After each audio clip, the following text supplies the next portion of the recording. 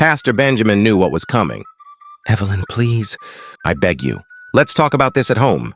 "No, we'll talk here," Evelyn barked. "In front of God and everybody. You think you can disgrace me quietly? Let the disgrace be loud." Esther crossed her arms. "You think you're the first woman he's lied to? Ask him what we used to do in the vestry after choir practice.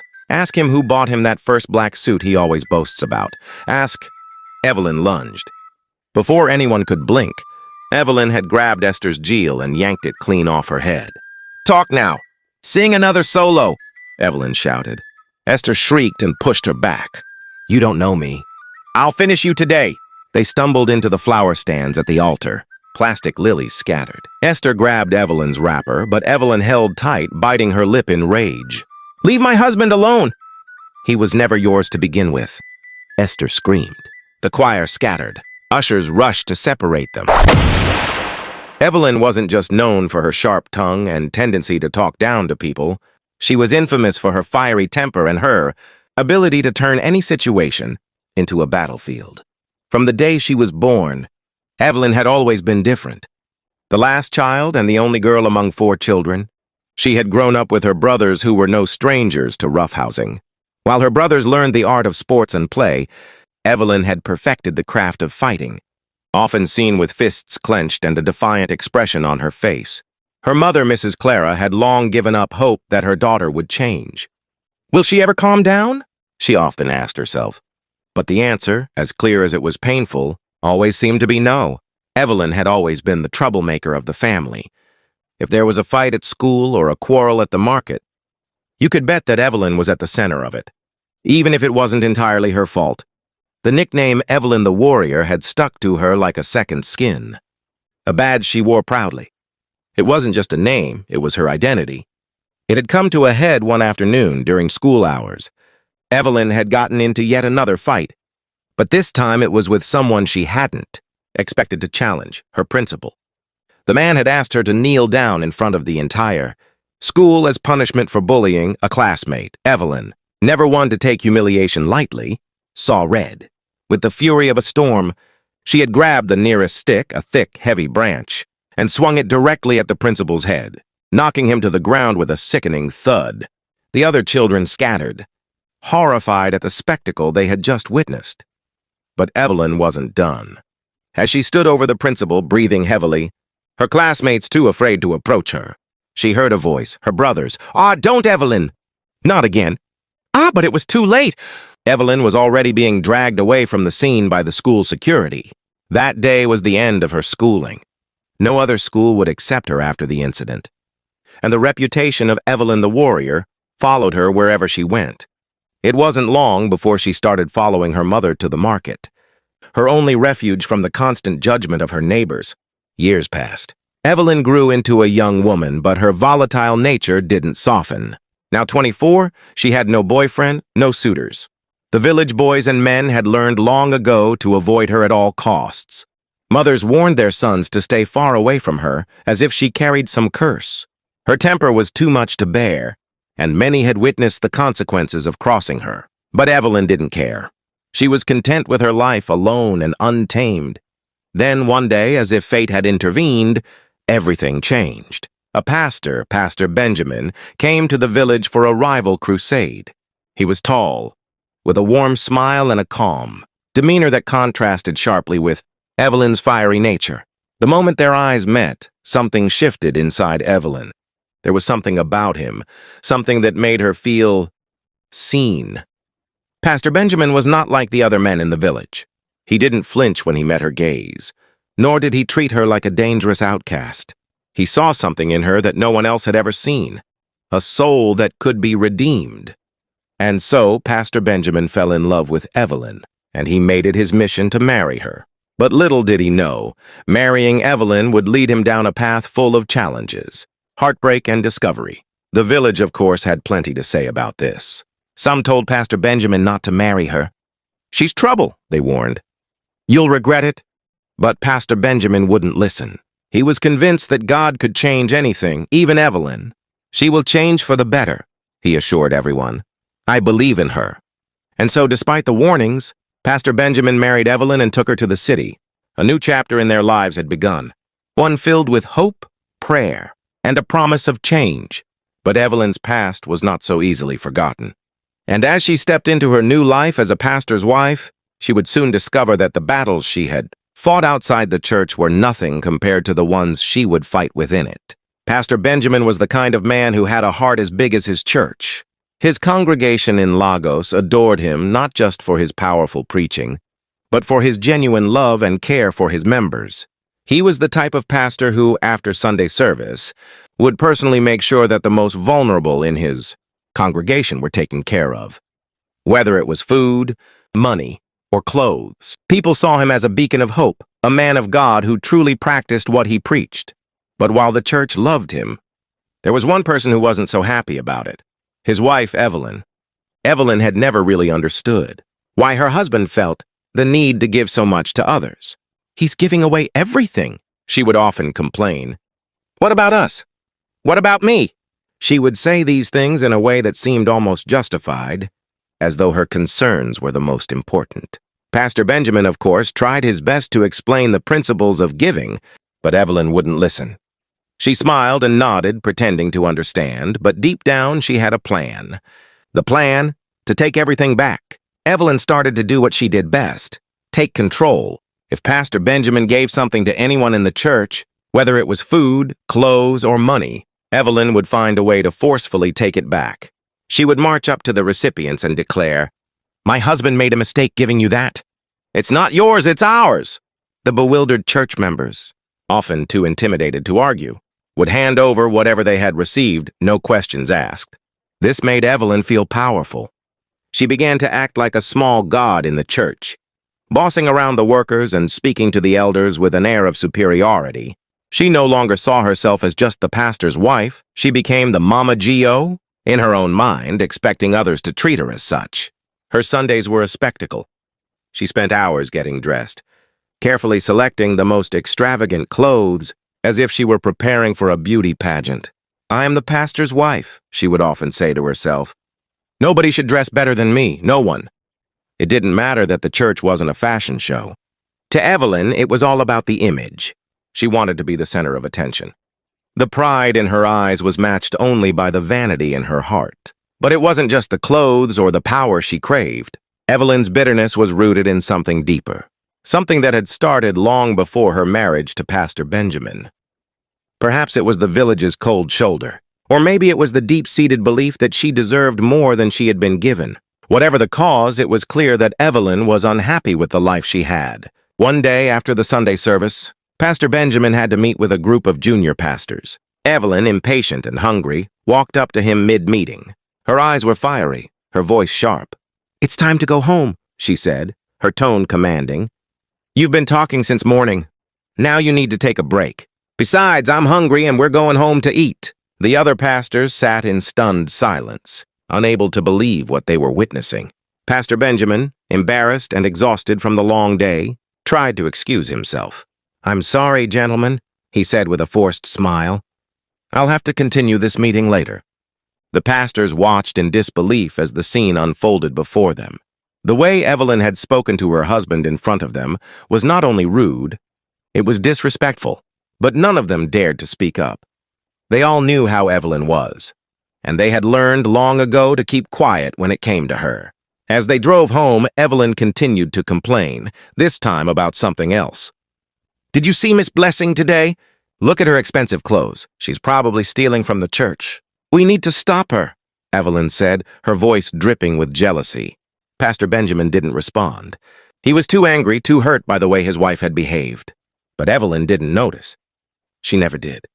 The selfishness was so ingrained in her that it was hard to see beyond her own desires.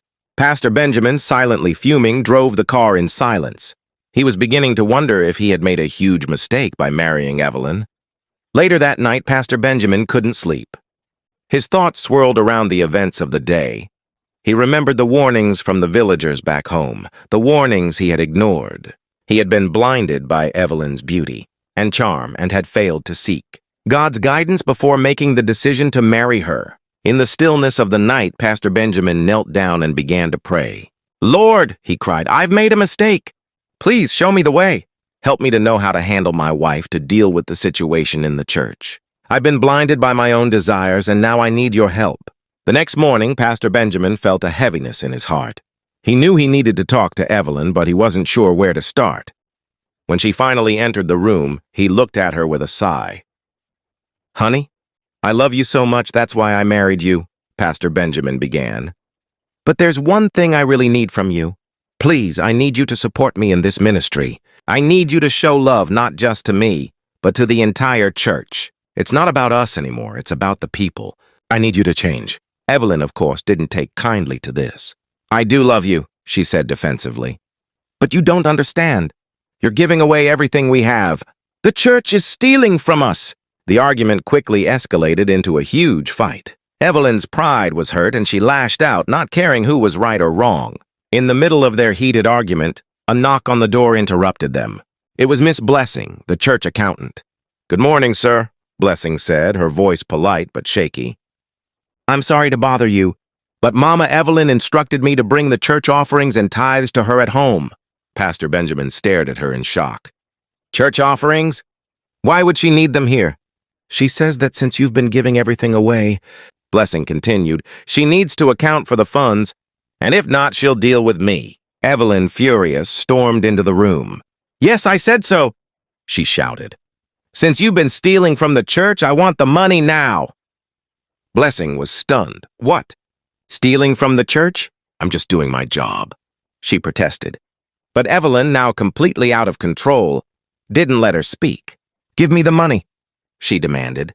Miss Blessing, in a state of shock and disbelief, handed over all the church funds she had brought with her, her face downcast in humiliation.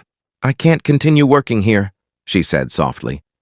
"If this is what the pastor's wife thinks of me, then I can't stay in this position anymore." With that, Miss Blessing left the house, never to return, and Evelyn, now holding the church's money, felt a rush of triumph.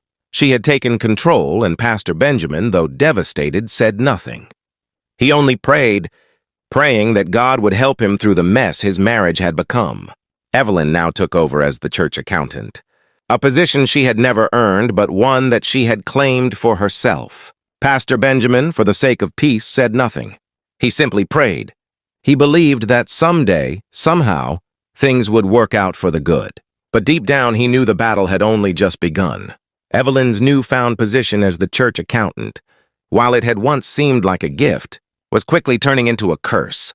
The church's funds were meant for the upkeep of the congregation and the ongoing projects that Pastor Benjamin had worked so hard to develop. But for Evelyn, they were more than just funds. They were a way to elevate herself, to satisfy her insatiable desire for material wealth. With the church's money at her disposal, Evelyn began spending lavishly on herself. She bought expensive human hair wigs, gold jewelry, and designer clothes. No longer did she have to worry about the limitations of her village life. Now she could live like the women in the city whose lives she envied so much. She didn't even try to give a proper account of the church's funds. Church projects, once thriving under Pastor Benjamin's careful oversight, began to stall. The building fund, which was supposed to be used for renovations and expanding the church, dwindled. Church programs became fewer and fewer, and the congregation started to notice the lack of progress. At first, the junior pastors were too loyal to speak up, but as weeks went by, their frustration began to mount. They had been working hard to build the church alongside Pastor Benjamin, but Evelyn's growing control over the finances and her reckless spending were starting to have an effect on the ministry. They came to Pastor Benjamin, quietly asking him if he had noticed the decline. "Pastor, we've been running into some financial difficulties. The funds for the outreach programs are almost gone, and we've received several complaints from the members," one of the junior pastors. Pastor Daniel said cautiously. Pastor Benjamin, troubled but unsure of how to handle the situation, tried to ignore the matter, thinking it was a temporary issue. But deep down, he could feel the tension building, especially with Evelyn's increasingly erratic behavior. One Sunday after service, Evelyn was once again the center of drama. As Pastor Benjamin preached from the altar, a newcomer had walked in, dressed in a short gown. She was a young woman, perhaps a little too confident in her attire for a church setting. But Evelyn didn't think so. Without a moment's hesitation, Evelyn marched down the aisle and stood before the newcomer. Her voice boomed through the church, louder than any sermon Pastor Benjamin had ever preached. "Madam, get up and leave. This is a church, not a brothel," Evelyn shouted, pointing a finger at the woman. The congregation fell silent. Some of the members laughed awkwardly, unsure whether to find the situation funny or tragic. Others, including Pastor Benjamin, bowed their heads in shame. He was mortified. What had become of the woman he had once seen as humble, as someone who could be a beacon of grace in the church? The newcomer, clearly embarrassed, quickly gathered her things and left. But the damage had been done. Evelyn's outburst had not only humiliated the young woman, but had also embarrassed Pastor Benjamin in front of the entire congregation. After the service, Evelyn walked up to Mama Success, a longtime member of the church who had 10 children and a struggling husband. Mama Success had always been a humble woman, known for her kindness and service to the church. She, along with her family, had been cleaning the church and making themselves useful for years. That Sunday, however, Evelyn's behavior took another turn. She noticed Mama Success's rounded belly and, assuming the worst, rushed up to her. "Madam, are you pregnant again?" Evelyn demanded, her voice full of disdain. "Why are you and your husband so shameless? Every year you give birth to children you can't even take care of. And now you're begging the church for help?" Mama Success, already embarrassed by the accusation, smiled and softly shook her head. "No, Mama, my stomach has always been big.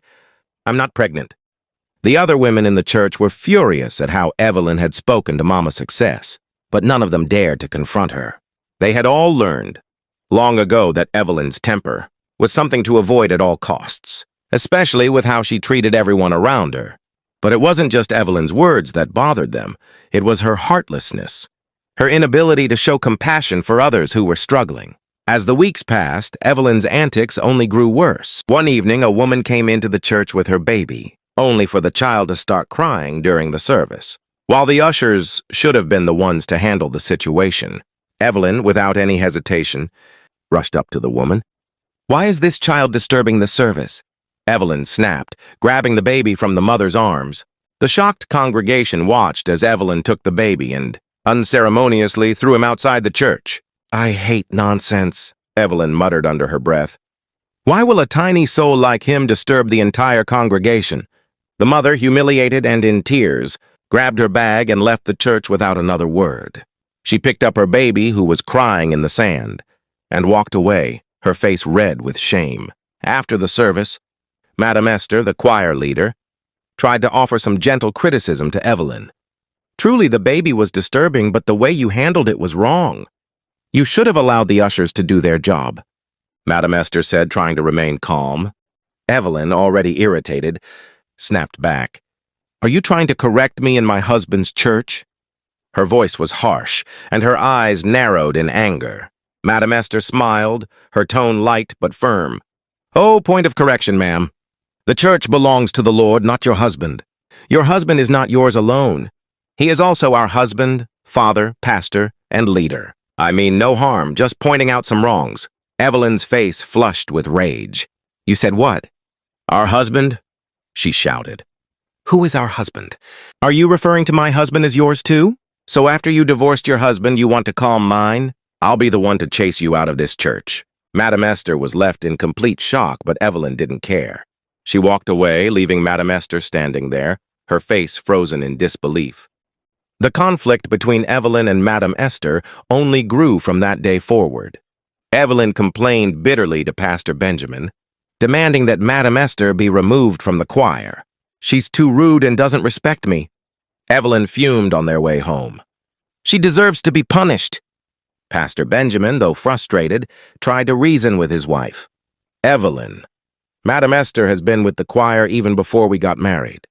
She's a valuable member of this church. We can't just throw her out." Evelyn, not willing to listen, argued, "Oh, her voice isn't even good enough. I can do better than her." Pastor Benjamin, trying to ease the tension, laughed and said, "Is it your voice I know of?" Madam Esther's voice is sweet. "It could never be compared to yours." The words stung Evelyn harder than she cared to admit. For the first time in their marriage, Evelyn slapped Pastor Benjamin hard across the face. "I know what's going on," she said through gritted teeth. "You're defending her because you're having an affair with her." Pastor Benjamin stood there, stunned. He had never seen his wife so enraged, and for the first time the cracks in their marriage were impossible to ignore. For the next few days, Evelyn refused to cook or speak to him. There was no peace in their home. But on Sunday, Evelyn went to church, still angry, still holding on to the grudge. She didn't care about the man she had married anymore. She was focused on one thing only, herself. Evelyn refused to dance or sing whenever Madam Esther is leading the song. She kept frowning in church and keep a close watch at her and her husband, until one Sunday morning. The choir was rehearsing a new song, and Esther, dressed in a fitted white lace blouse and red skirt, was giving Pastor Benjamin too much eye contact during her solo. Evelyn was sitting in the front row, arms folded. Then came the mistake. Esther was singing when she said, loudly, almost with pride, "This song takes me back to when Pastor Benjamin used to pray with me in my house late at night. Remember, sir?" There was a pause. The mic squealed. Someone in the congregation coughed awkwardly. Pastor Benjamin smiled nervously and said, "Let's continue." But Evelyn stood up. "Remember what, sir?" Her voice cut through the air like a cutlass. The choir stopped. Drums went silent. Pastor Benjamin blinked. "Evelyn, not now, he said, stepping off the pulpit. "No, now, Pastor. Let us remember together. You were praying at her house at night?" Esther smirked. "Evelyn, please," Pastor Benjamin whispered, sweat forming under his collar. "You married me and brought me into your mess. You lied. You never told me this Jezebel was the reason her marriage ended." Esther dropped the mic. "Literally. Jezebel? Me? Me that trained your husband vocally and spiritually? If not for me, would he even know how to shout fire?" Then it began. The moment Esther dropped the mic and called herself the reason, Pastor Benjamin could shout fire. Something snapped in Evelyn. "You trained him, Abby," Evelyn said, eyes narrowed. "You trained him in more ways than one, didn't you?" Pastor Benjamin knew what was coming. "Evelyn, please, I beg you. Let's talk about this at home." "No, we'll talk here," Evelyn barked. "In front of God and everybody. You think you can disgrace me quietly? Let the disgrace be loud." Esther crossed her arms. "You think you're the first woman he's lied to? Ask him what we used to do in the vestry after choir practice. Ask him who bought him that first black suit he always boasts about. Ask—" Evelyn lunged. Before anyone could blink, Evelyn had grabbed Esther's jewel and yanked it clean off her head. "Talk now.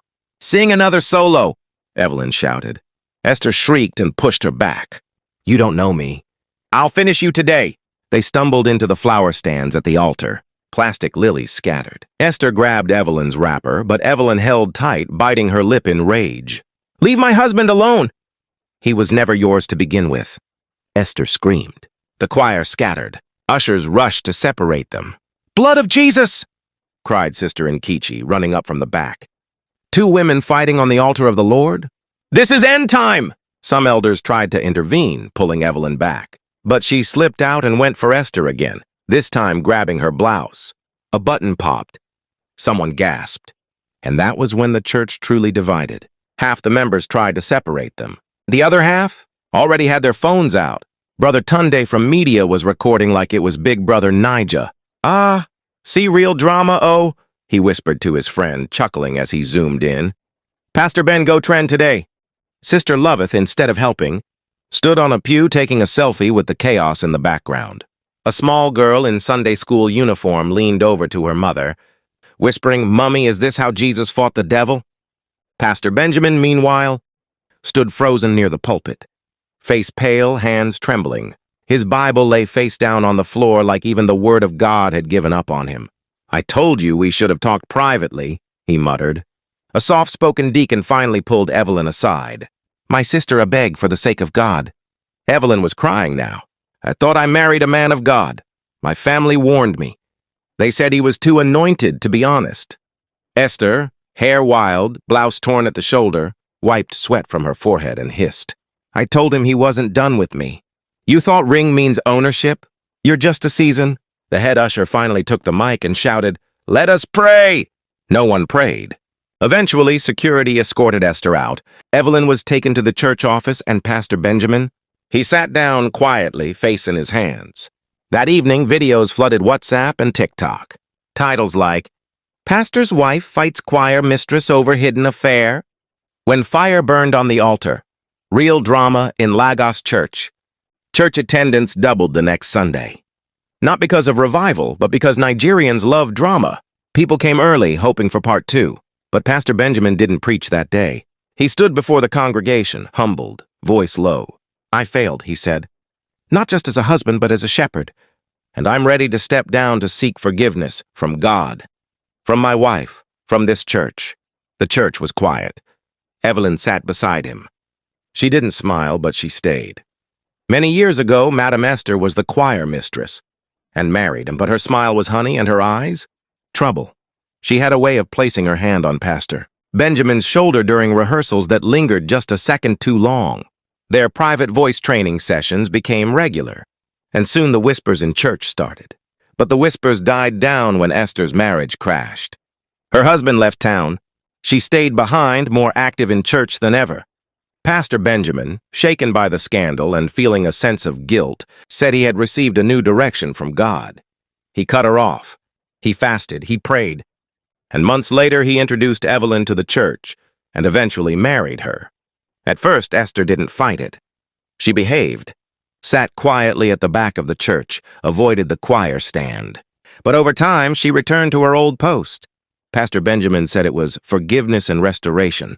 But little did he know that she had carried out an evil plan to scatter the church. Through manipulating the pastor's wife, she had been the cause of all the disarray going on in the church, and she had done that to teach Pastor Benjamin and other pastors a great lesson to be focused and diligent in their service to God and avoid sin. Moral lesson. This story is a loud reminder that secrets always find their way into the light, especially when they're built in the dark. No matter how high someone rises, unresolved sins have a way of pulling them back down. Power, title, and popularity cannot hide character forever. When leaders fall, it's not just their own lives that crash, they take others with them. And love built on lies, it will burn just like the altar did.